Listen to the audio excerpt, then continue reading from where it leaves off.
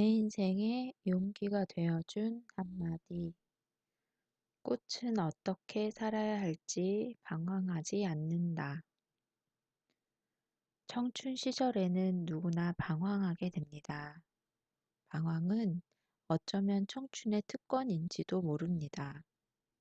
내일을 위해서 오늘 내가 무엇을 어떻게 해야 할지, 진정 내가 무엇이 되고 싶은지 고민을 거듭하다 보면 그 고민이 방황의 양상을 띠게 됩니다. 나아갈 진로를 선택하고 삶의 목표와 방향을 설정했다 하더라도 원하는 대로 쉽게 이루어지는 게 아니므로 이러지도 저러지도 못하는 상태에서 방황은 더욱 깊어갑니다. 방황하지 않는 청춘은 없습니다. 청춘의 방황은 마치 시각장애인이 흰 지팡이도 짚지 않고 누구의 도움도 없이 도심의 거리를 뚜벅뚜벅 걸어가는 것과 같습니다. 이 시기의 방황은 암중모색 바로 그것입니다. 그렇지만 청춘 시절에는 방황이 깊어간다고 해서 좌절이 깊어간다고 할 수 없습니다. 이 시절에는 방황이 깊어갈수록 인생이 깊어갈 수 있습니다. 진정한 방황을 통해 인생의 길을 찾고 내적 성장을 이룰 수 있습니다. 그래서 청춘의 방황은 누구에게나 필요 조건입니다. 방황을 하고 방황이 끝나야 비로소 앞으로 나아갈 수 있습니다. 문제는 언제까지 방황하느냐 하는 것입니다.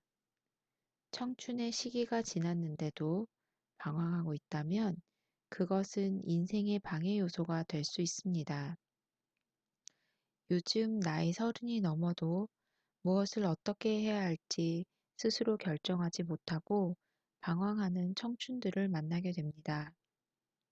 인생에 일정한 형식이 있는 건 아니지만 이런 청춘들은 방황의 시간이 비교적 긴 편입니다. 인생에는 원래 방황이라는 요소가 자리 잡고 있어서 중년기에도 장년기에도 방황의 시기는 있습니다.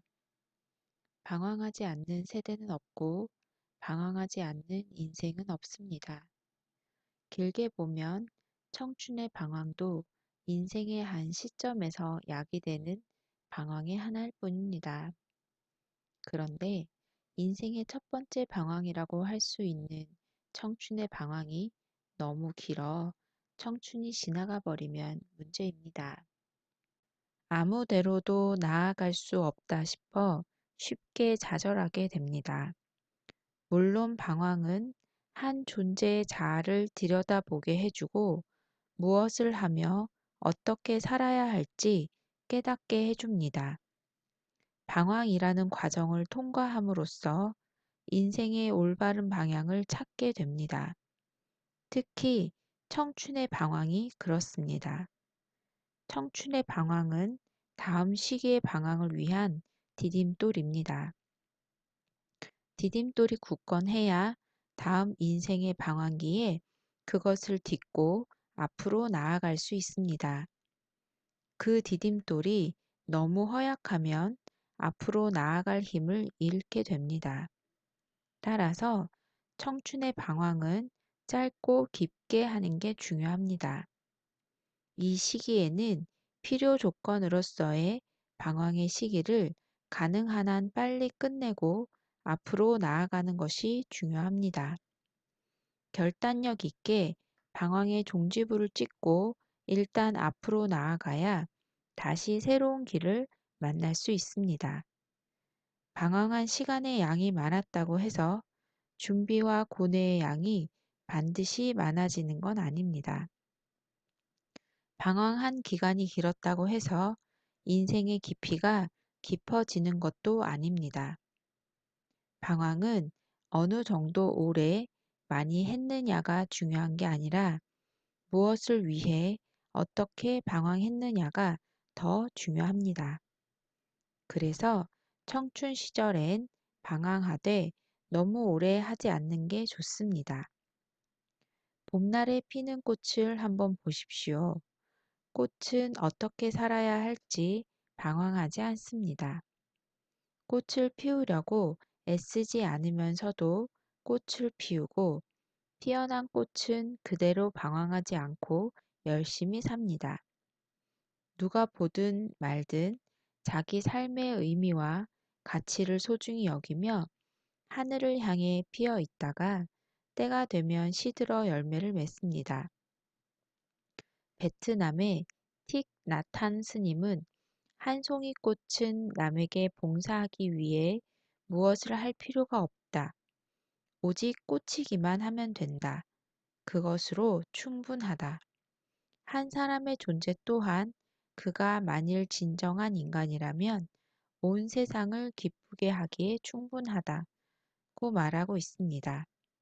꽃은 존재하고 있다는 그 자체가 이미 아름다운 것입니다. 무엇을 이루려 하기보다 있는 그대로 모든 것을 받아들이며 피어 있는 것이 중요합니다. 나 자신도 존재하고 있다는 그 자체가 이미 꽃처럼 아름답습니다. 그러나 꽃은 피기 때문에 아름다운 게 아니라 지기 때문에 아름답습니다.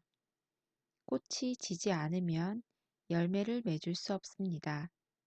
제가 사는 아파트엔 봄날에 가장 먼저 산수유가 피는데 그 연노란 산수유도 꽃이 져야 붉은 열매가 익어 겨울엔 새들의 먹이가 될 수 있습니다.